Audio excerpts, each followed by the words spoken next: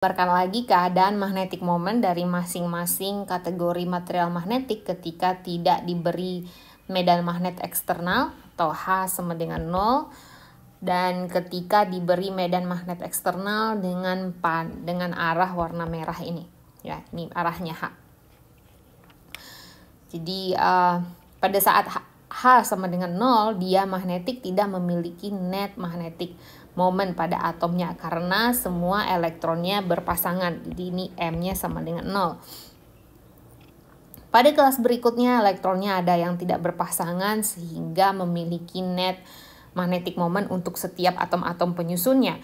Paramagnetik arahnya dari tiap-tiap atom ini berantakan karena temperatur dan saling cancel sehingga M-nya masih sama dengan 0.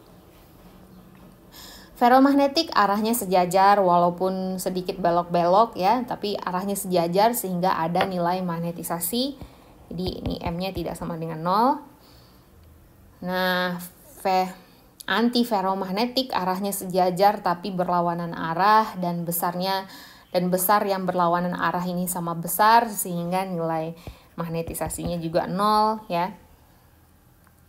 Nah, ferrimagnetik sama dengan antiferromagnetik tapi net magnetic momentnya yang berlawanan arah ini tidak sama besar sehingga terjadi net magnetisasi sehingga M-nya tidak sama dengan 0 sekarang. Nah, sekarang apa yang terjadi kalau kita beri medan magnet eksternal? Atom-atom pada diamagnetik akan mempunyai net magnetic moment karena arahnya melawan arah H. Jadi ini M-nya tidak lagi 0 di sini. Ya.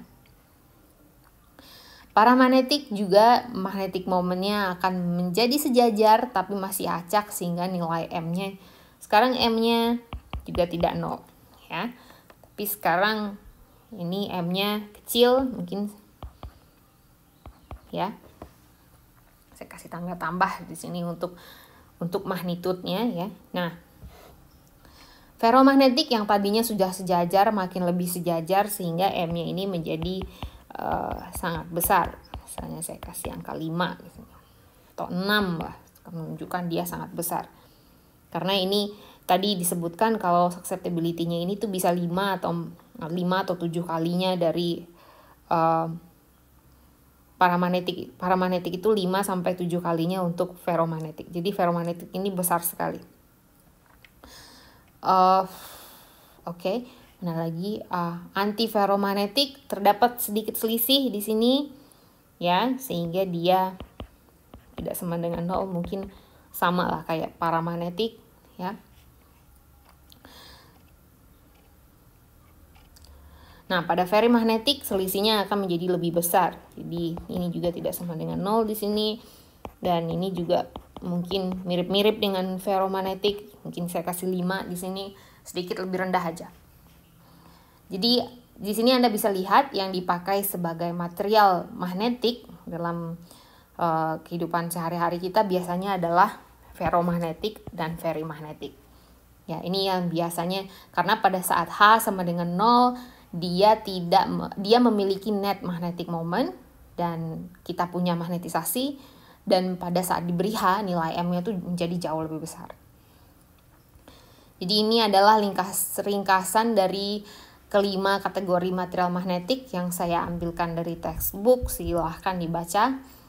Dan berikut adalah hal-hal yang kita pelajari sejauh ini, apa itu medan magnet, magnetisasi, dan hal-hal yang dapat menimbulkan medan magnet sampai terjadi magnetisasi pada material tersebut. Dan bagaimana kita menghitung bagaimana kita menghitung magnetic moment pada atom sehingga akhirnya kita bisa menghitung nilai M dari material tersebut. Lalu jenis material berdasarkan sifat magnetiknya dari diamagnetik, paramagnetik, ferromagnetik, antiferromagnetik, dan ferrimagnetik.